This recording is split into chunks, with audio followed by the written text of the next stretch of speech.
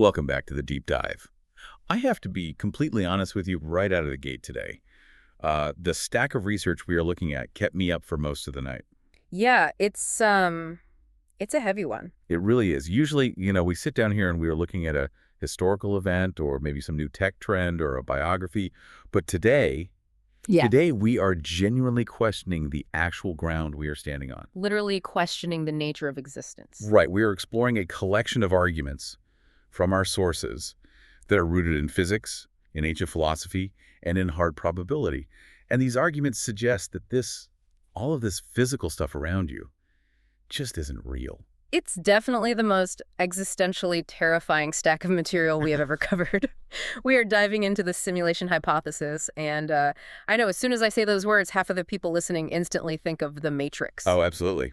Black trench coats, Oh. green code raining down the screen. Exactly. Or, they think of stoned college kids sitting in a dorm room at 3 a.m. saying, what if we're all in a video game, man? Right, right. But the source material we are working through today is not science fiction. It's an intense analysis of actual physical anomalies. We are talking about scientific observations that look suspiciously, almost undeniably, like computer code. And that is the part that really got under my skin. Because I've heard the theory before, sure, most of us have, but the material we are unpacking today claims there are specific, well, they call them glitches. Glitches or features, depending on how you look at it. Yeah, features in our universe that do not make sense from a purely biological or physical standpoint. But they make absolute perfect sense if you look at them as system resource management. Like how a literal computer saves RAM. Exactly. So for our mission today, we're going to look at 8 specific pieces of evidence. We are going to talk about why the speed of light is actually a processing limit, why the universe is expanding the way it does, and why the atoms that make up your body are basically just pixels. But before we get to the hard physics, we really have to start with the math. Because the statistical argument is, well, it's what gives this entire theory its legs. Right, and this brings us to the hook of the whole discussion. The source cites a very famous sentiment from Elon Musk back in, I think it was 2016. Yeah, 2016. And he said something during an interview that sounded completely insane at the time. He said the probability that we are living in base reality, meaning the one true original physical world, is likely less than 1 in a billion. Less than 1 in a billion. Just let that sink in for a second. It totally flips the script. It implies there's a 99.99% chance that you, me, the microphones we are talking into, are all digital. Now, Musk obviously isn't a physicist, but the source explains that he wasn't just pulling this massive number out of thin air. He was relying on something called the simulation argument, which was formalized by a philosopher named Nick Bostrom. Back in 2003, right? Right. And we need to walk through that logic carefully because it sets the foundation for literally everything else we're going to discuss today. So, Bostrom's logic is fundamentally based on extrapolation. It is. Think about the trajectory of our own computing technology. Let's just go back, say, 40 or 50 years. What was the absolute cutting edge of simulation technology back then? What was Pong? Pong, exactly. Oh. 2 white rectangles and a little square dot bouncing back and forth across a black screen. That was it. That was the absolute peak of what humanity could simulate. And people were amazed by it. It was revolutionary. It was magic at the time. But now, fast forward to today, that is just a blink of an eye in cosmic time, a few decades. And where are we now? Unreal Engine 5. Right. We have photorealistic open worlds. We have VR headsets that track your eye movements. We have haptic feedback suits. Games with millions of players interacting simultaneously in persistent economies. Exactly. And physics engines that simulate how light bounces off water or how gravity affects individual grains of sand. The progress is staggering. Okay, so the jump from Pong to something like Grand Theft Auto or Red Dead Redemption is obviously massive. Now, here's where the extrapolation kicks in. Do not just look 10 years into the future. Look 1,000 years into the future. Or 10,000. Or 1,000,000 years. Assuming human civilization doesn't destroy itself. Which honestly is a pretty big if. Fair point, it's a huge if. But stick with the logic. If we don't wipe ourselves out, what will our simulations look like 1,000,000 years from now? I mean, you'd have to assume they would be perfectly indistinguishable from reality. You literally wouldn't be able to tell the difference between the game and the real world. Precisely. We will eventually have the computing power to simulate every single photon of light, every neuron firing in a brain, every chemical interaction. And once we have that kind of infinite computing power, We won't just build one simulation. We build millions of them. Billions. We will run historical simulations just to see what happened in the past. Like, let's boot up Rome and see what Caesar actually did. Or run what-if scenarios. Yeah, exactly. Kids in the future will probably run entire universe simulations on whatever the equivalent of a home game console is. So if you follow that through, you have one base reality, just one physical world where the actual literal computer hardware sits plugged into a wall somewhere.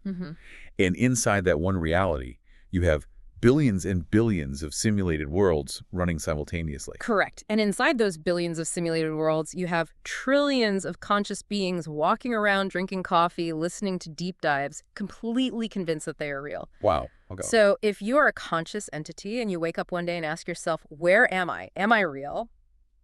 Statistically speaking, what are the exact odds that you happen to be the one guy in the single base reality versus one of the trillions of guys in billions of simulations? The odds are billions to 1 against you being real. That's the math. That's the math. It is a brilliant probability trap. Bostrom basically said there are only 3 possibilities. 1, civilizations always go extinct before they get this technology. Depressing, but possible. 2, civilizations reach that level of tech, but they lose interest in running simulations. Which seems highly unlikely, given human nature. We love video games. We love making fake worlds. Right, which leaves option 3. We are already living in a simulation. Once you eliminate the impossible, whatever remains must be the truth. Unless you assume we all die tomorrow, or we suddenly hate video games, the existence of billions of fake worlds is basically an inevitability. Therefore, statistically, we're almost certainly in one right now. That is it's incredibly uncomfortable to think about. It is. But the source material brings up a very specific catalyst for this whole conversation, a sort of litmus test that is happening in our actual world right now that connects directly to this math. Ah, yes, artificial intelligence. Right. The source calls this the smoking gun. The argument here is that AI is the ultimate proof of concept for the simulation theory. Right now, humanity is in a mad dash to build AGI, artificial general intelligence. We are trying to create a true mind inside a machine. And if we succeed... Well, that's the thing. If we succeed, if we create an AI that possesses true self-awareness, an AI that has an interior life and can say, I think, therefore I am, then we have effectively, definitively proven the simulation hypothesis. How so? Walk us through that. Because it proves that consciousness is platform independent. It proves you do not need biological wetware. You don't need a squishy brain and blood to have a soul or a mind. It can exist purely on silicon. Right. And if we can create a virtual world and then populate it with conscious beings who feel pain and joy inside that computer, then it stands to perfect reason that a civilization one step above us could have done the exact same thing to us. It validates the nesting doll structure. If we become the gods of our own little digital box, it heavily implies that we are simply living inside someone else's box. Exactly. It is recursive. So the source is basically saying the next time you see a news headline about ChatGPT or Claude getting smarter, don't just think about what it means for the tech industry. Think about what it implies about your own nature. That is a wild shift in perspective. But you know, this intuition that reality is an illusion isn't actually new. The source dives into some ancient history here, what it calls the breadcrumbs left by past thinkers. Yeah, the ancient philosophers. Yeah. Like Plato's cave. Exactly. Way back in 390 BC, Plato gave us the allegory of the cave. He described prisoners chained in a dark cave since birth, facing a blank wall. Behind them is a fire, and people walk past the fire holding up objects, casting shadows on the wall. And to the prisoners, those shadows are reality, because that is literally all they have ever seen. Right. If one of those prisoners managed to break free, turn around, and walk out of the cave into the actual 3D world with the vibrant sun and trees, and then he went back inside to tell his friends, They would think he was completely insane. they'd think he'd lost his mind.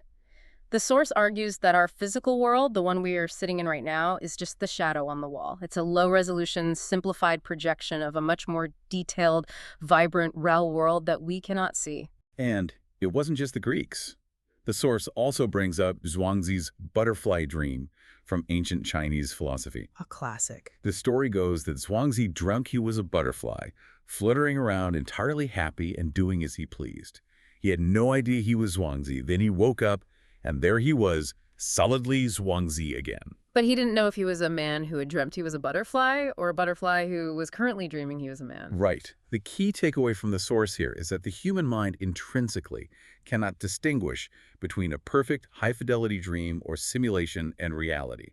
Our sensors can be fooled. Okay, so that is the statistical and philosophical setup, but honestly, you can argue philosophy all day long over a couple of beers. True. What makes this deep dive genuinely different is the hard physical evidence. The source lists 8 specific glitches.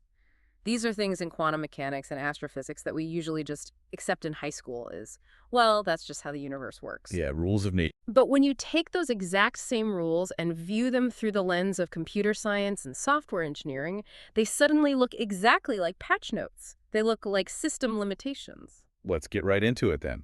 Evidence number 1, the speed of light. This is probably the strongest, most intuitive argument for the universe as a computer theory. In our universe, light travels at approximately 300,000 kilometers per second.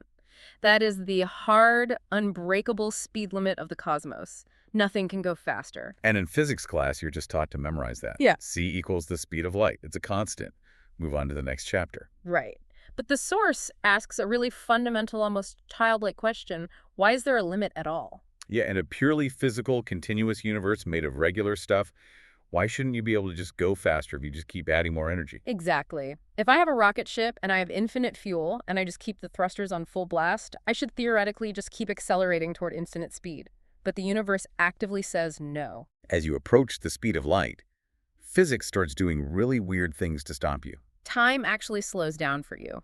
Your mass begins to increase toward infinity. You literally hit an invisible wall that prevents you from going 1 mile an hour faster. And the source compares this hard cap directly to a computer processor. Think about the laptop sitting on your desk. The CPU has a clock speed, right? It processes information in distinct cycles. Let's say it's a 4 gigahertz processor. That means it can only update the state of the digital world a specific number of times per second. So if a character in a massive open-world video game tried to move from one side of the map to the complete opposite side instantly, The computer would just crash. It breaks causality. The system needs processing time to calculate the trajectory of the character, the collision detection, the lighting updates as you move through environments. If things happen instantaneously, the processor physically cannot keep up with the math. so the speed of light isn't a physical property of moving objects. It is lag prevention. It is the maximum refresh rate of our reality. It's the speed of causality. The developers of our universe hard-coded a processing cap to ensure the simulation doesn't crash. If we could somehow travel faster than light, we would literally be outrunning the processor's ability to render the consequences of our actions. That makes a terrifying amount of sense. It does. But the source mentions a darker interpretation of this speed limit, too. It is not just about server stability. It is about containment. Containment. Yeah. This is where we start brushing up against the prison theory, which we will unpack fully at the end of the show. But just look at the raw scale of the universe. It is incomprehensibly vast. Mind-bogglingly huge. Even at the speed of light, which seems incredibly fast to us on Earth, but is agonizingly slow on a cosmic scale, it would take you 25,000 years just to leave our local galaxy. And there are billions of galaxies out there. So by putting a hard cap on our speed, the system effectively traps us. It creates an inescapable cell. It ensures that the player character can never actually reach the edge of the map. We can look at the stars in our telescopes, but the underlying physics engine guarantees that we can never, ever touch them. We are permanently quarantined in our local cosmic neighborhood. Which flows perfectly right into evidence number 2, the expansion of the universe.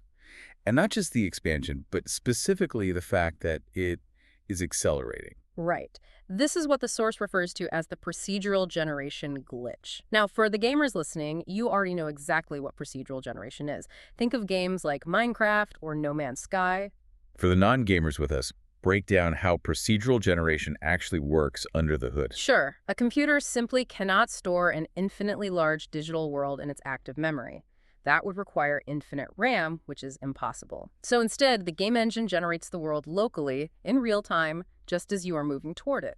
So if your character starts walking north, the computer quickly calculates and builds the mountains, the trees, and the rivers in the north, right before they pop into your field of view. Exactly. And if you turn around and walk south, it might temporarily delete those northern mountains from the memory to save resources. The map is literally being created on the fly, dictated by where the player is currently looking. Okay, now apply that to our actual universe. We know the universe is expanding. Edwin Hubble proved that. But the anomaly, the thing that confused Hubble and Einstein and Stephen Hawking, is that the expansion is accelerating. The farther away a galaxy is from us, the faster it is running away. Some of them are currently moving away from us faster than the speed of light. Which means we can never, under any circumstances, catch up to them. The simulation hypothesis argues that this acceleration is a built-in fail-safe mechanism. Think about human progress. As we get smarter, as we build vastly better telescopes like the Hubble Space Telescope or the James Webb, we are trying to peer further and further into the far reaches of the map. We're looking for the edge of the universe. And the system realizes this. It sees us looking too far out. So it actively expands the physical space faster than we can observe it. It is constantly moving the goalposts. It dynamically generates more empty void simply to keep the absolute edge of the simulation out of our line of sight. It's basically the universe's computer going, oh, you built a better eye. Nice try. Yeah. Here, have a few billion more light years of empty space. Keep moving. Nothing to see here. It perfectly explains dark energy and why the universe seems to be actively running away from our telescopes. It is deliberately hiding the boundaries of the sandbox. Man, speaking of boundaries, let's talk about evidence number 3, the no boundaries logic, or what the e-source calls the sphere concept. This is a simpler point, but it really beautifully reinforces the intelligent design aspect of the code. If you start walking in a perfectly straight line on Earth, you will never hit a physical wall. Right. You will eventually just end up right back where you started. Because the Earth is a three-dimensional sphere. Sure, physically. But in software programming terms, that geometry is a classic data loop. If you are a developer and you want to create an infinite play area for a character, but you only have a finite block of memory on the hard drive, you just loop the coordinates. Like Pac-Man. The ultimate example. Pac-Man goes off the right side of the screen, and he instantly appears on the left side of the screen. He never hits an end. And the source argues that the entire universe follows this looping geometry on a massive cosmological scale. Right. Einstein's theory of general relativity actually suggests that space itself curves back on itself. There is no physical end-of-the-world brick wall where you can knock on a skybox like in the Truman Show. The system is mathematically designed to loop your trajectory back around. It perfectly creates the psychological illusion of infinite freedom within a strictly finite storage space. It's an incredibly elegant trick. It makes us feel totally free when we're actually just running on a cosmic treadmill in a closed loop. A seal. That is the word the source uses. The universe is a seal. Okay, let's move from the macro map of the universe down to the micrographics. If this reality is a simulation, it has to be rendered visually, it has to have a resolution, it has to have pixels. And according to evidence number 4, reality is, in fact, pixelated. This brings us to the concept of quantization. In our macro daily life, reality feels perfectly smooth. Right. Water flows smoothly out of a tap. Time flows continuously. If you run your hand over a polished wooden table, it feels solid and continuous. But when physicists zoom in, and I mean use electron microscopes to really zoom in, that smooth continuity completely vanishes. We hit the atom. We hit the discrete chunks of data. Matter is made of atoms. Atoms are made of protons and neutrons. Those are made of quarks. But you cannot keep zooming in and cutting things in half forever. Eventually, you hit a hard mathematical floor. And that floor is called the Planck length, right? The Planck length. It is the absolute smallest possible unit of space allowed by the laws of physics. If you try to measure a distance smaller than a Planck length, the equations of quantum mechanics literally break down and output nonsense. It is the absolute minimum resolution of the universe. That sounds exactly one-to-one like a digital pixel on a screen. It is a pixel. If you look at a 4K television from across the living room, the image looks perfectly smooth and lifelike. But if you walk right up to it and pull out a magnifying glass, you see that the illusion is made of a rigid grid of tiny red, green, and blue squares. The existence of the Planck length heavily suggests our universe is a rendering grid. We are living in a resolution-limited digital environment. And the source points out something else about these pixels, these atoms.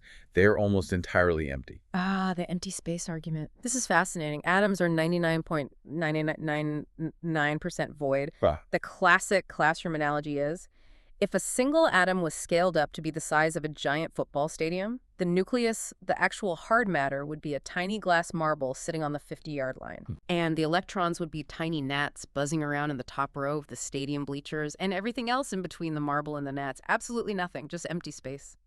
So, logically, if my hand is mostly empty space, and the table in front of me is mostly empty space, why doesn't my hand just pass right through it? Why do things feel hard? Because the source argues that solidity is an illusion created entirely by code. It is not physical density you are feeling. It is a rule collision. Explain what you mean by a rule collision. In a video game, a brick wall doesn't have actual physical density. It is just a 2D digital texture stretched over a polygon. But the game code explicitly says, if player coordinate equals wall coordinate, then stop forward movement. Right. In our physical world, that programmed rule is called the electromagnetic force. The electrons in the atoms of your hand violently repel the electrons in the atoms of the table.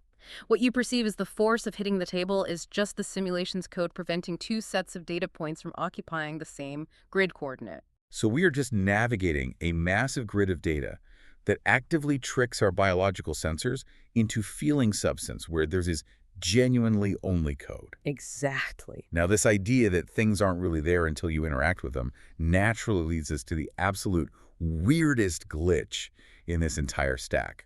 We are skipping to evidence number 6, quantum mechanics and the observer effect. Yeah, this is the one that truly breaks people's brains. And frankly, it is the one that makes actual Nobel-winning physicists lose sleep at night. Because it defies all common sense. Completely. Huh. In classical Newtonian physics, the physics of throwing a baseball objects exists in a definite state whether you are looking at them or not. A baseball is a baseball, even if it's locked in a dark closet. But in the quantum world, In the quantum realm, that rule goes entirely out the window. We are talking about the famous double-slit experiment. When you fire subatomic particles like individual electrons or photons at a physical barrier that has two tiny slits in it, and you do not set up a camera to watch them. if you just let them do their thing unobserved. Right. They behave exactly like a wave of water. An individual electron somehow goes through both slits at the exact same time and interferes with itself on the other side. It exists in what's called a superposition of possibilities. Meaning it is everywhere and nowhere simultaneously. It's just a cloud of mathematical probability. But, and this is the massive glitch, if you place a sensor at the slits simply to watch and record which specific slit the electron chooses to go through, it completely stops behaving like a wave. Instantly. It snaps into being a solid, definite little bullet and goes through just one single slit. The mere act of observation fundamentally changed the physical reality of the particle. The source compares this directly to a very specific rendering optimization technique used in modern video games called frustum culling. Break down frustum culling for us. Rendering 3D graphics is highly resource-intensive. If you are playing a first-person shooter and you are looking north down a hallway, the computer does not bother rendering the enemies, the shadows, or the textures in the rooms behind your back to the south. Why waste processing power drawing something the player's camera can't currently see? Exactly. It exists purely as lines of potential data in the memory, but not as a rendered visual image. It's called lazy loading. The observer effect suggests our actual universe is doing the exact same thing to save compute power. Subatomic particles remain in a low-resolution probability cloud to save memory. They only actually render into a definite physical position when a conscious mind demands the data by actively looking at them. That heavily implies the universe is dynamically optimizing itself exclusively for the observer. For us. It implies extreme artificial efficiency. Nature, left to its own devices, is usually very messy and wasteful. Engineered systems are highly efficient. Man. Okay, let's shift gears and talk about the hardware side of this theory. If the universe is a program, it had to be turned on. Yeah. Someone had to push the button. This is evidence number 5, the Big Bang. Right. The Big Bang is the ultimate cosmological singularity. We can scientifically trace the expansion of our universe backwards, 13.8 billion years, to a single, infinitely dense point. But traditional physics completely fails to explain why it happened, or what was there before it happened. Usually, if you ask a cosmologist what happened before the Big Bang, the standard answer is time itself began at the Big Bang, so the concept of before is mathematically meaningless.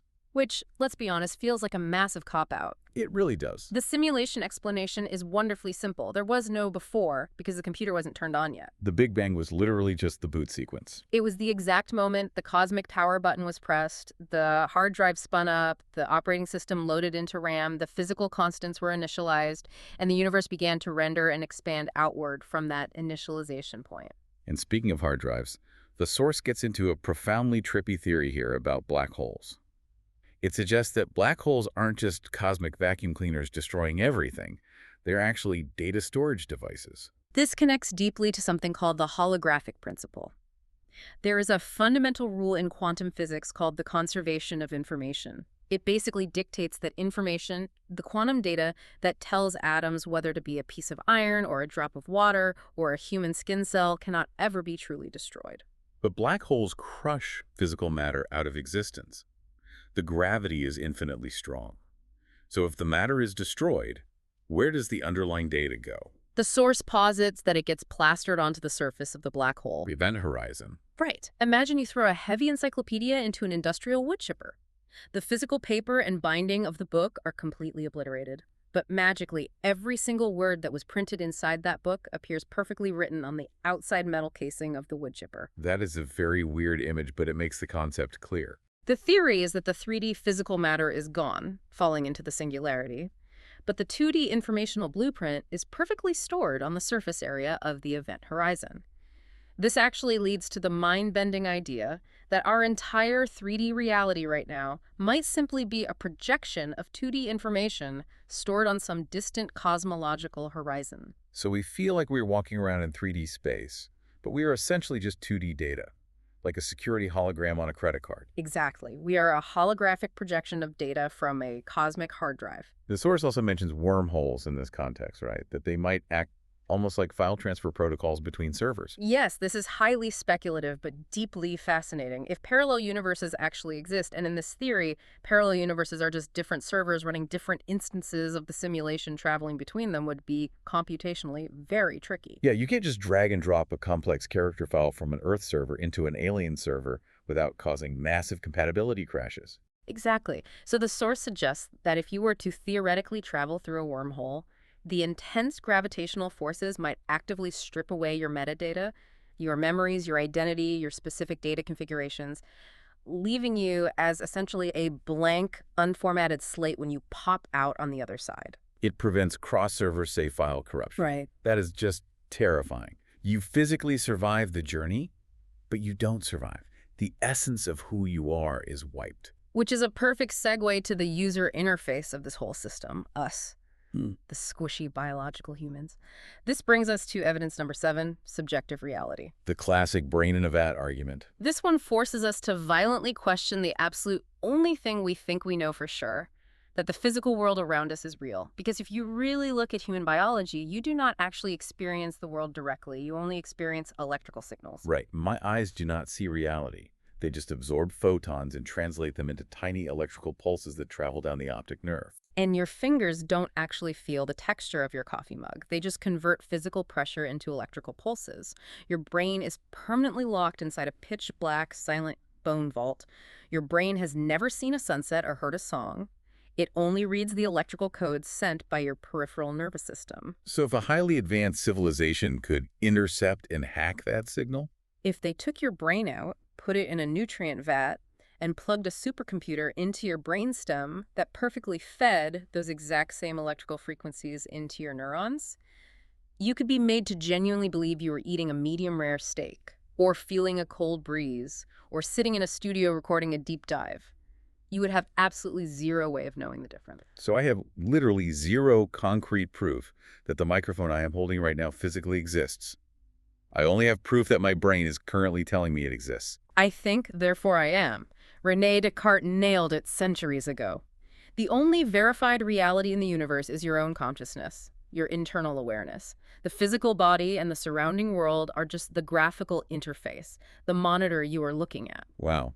Which seamlessly brings us to the final piece of evidence from the source, number 8. Religion. Now, usually, hard quantum science and ancient religion are completely at odds with each other.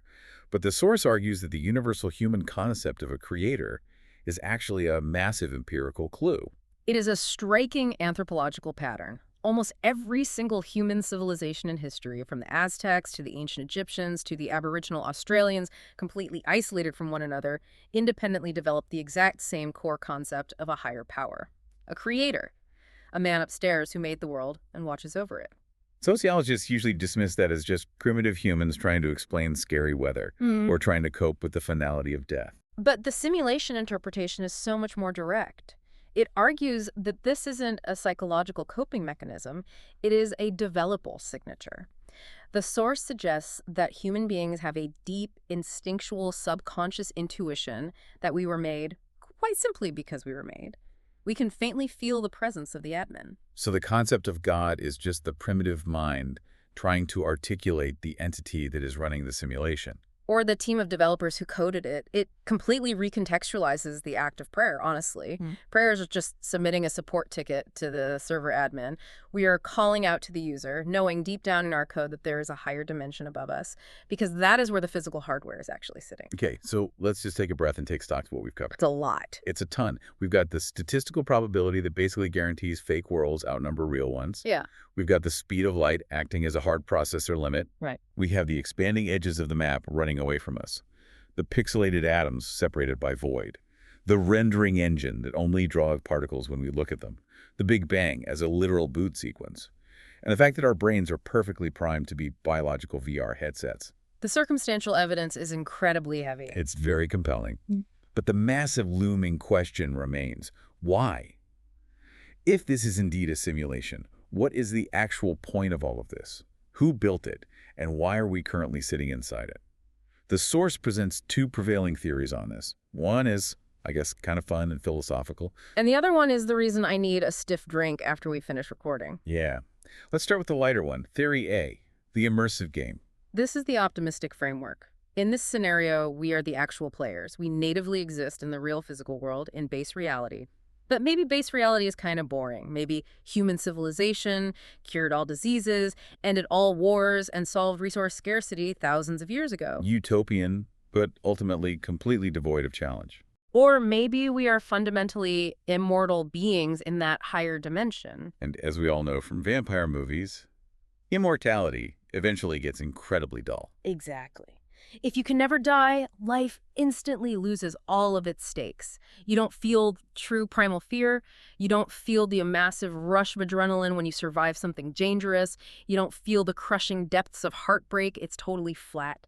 So purely to feel something visceral, you pay to enter this total immersion simulation. But to make it work, you have to temporarily wipe your memory. Right. If you go into the simulation knowing it's just a game, it doesn't work. The fear isn't real. If you know you are immortal back home, you aren't going to take the bear chasing you through the woods very seriously. You just let it eat you and respawn. Precisely. So you voluntarily agree to total amnesia. You plug in, wipe your memory of base reality, and boot up the life of a human in the 21st century level on extreme difficulty. So the everyday struggles we face, the pain, the anxiety, the fleeting moments of intense joy, it is all literally just for the experience of feeling it.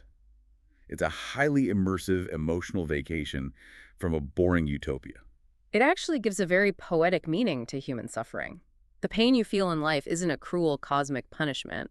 It is exactly the difficulty setting you deliberately chose before you logged in to make the eventual victories feel earned and real. You know, I think I can live with that theory. It's basically the plot of Westworld, but we are the paying guests instead of the robots. It frames life as an adventure. Yeah, it's nice.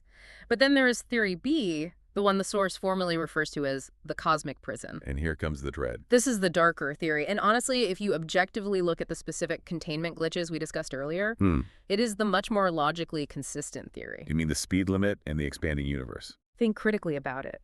Why would a simulation work so incredibly hard to actively prevent us from leaving our local area? Why make the physical distances between stars so vastly uncrossable?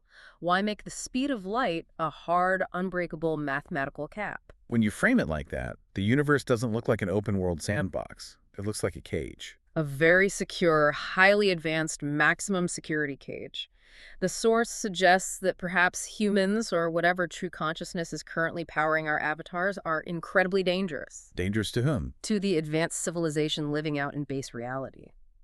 Think about what we do with dangerous entities. We lock them up. Maybe in the real world, our minds are the equivalent of high-level criminals. Or maybe we are some kind of virulent digital virus that got completely out of control. Or maybe we are just incredibly powerful, hostile entities like ancient mythological gods or monsters that the higher civilizations simply didn't have the power to kill. So they chose the next best option. They locked us away. They digitized our minds, violently wiped our memories so we wouldn't remember how powerful we truly are, and dropped us into an isolated, hermetically sealed sandbox environment that loops back on itself forever. A place where we can live and fight each other and die and reincarnate in an endless cycle without ever posing a threat to the real world. And remember the expansion of the universe? Yeah, the procedural generation moving the edges away from us. That is the prison guards constantly adding height to the prison walls. As human beings get smarter, as our technology improves and we build better rockets and telescopes, the system constantly has to issue live patches to the walls. It expands the map exponentially just to ensure we never ever find the exit door. Wow. That puts a deeply cynical spin on the entire concept of space exploration. We aren't brave pioneers reaching for the stars. We're just clueless inmates rattling the bars of our cell, testing the fences for weaknesses. And it perfectly answers the Fermi paradox. The Fermi paradox. Remind everyone what that is. The fundamental question of astrophysics. Where are all the aliens? Statistically, the universe is so old and so big that it should be absolutely teeming with intelligent life. We should be seeing radio signals and megastructures everywhere, but when we look out, it is completely dead and silent. And under the prison theory, why is it silent? Because they don't put other species in your cell. We haven't found any aliens because we are sitting in permanent solitary confinement. Okay, that is a massive amount to process. It's genuinely terrifying, actually.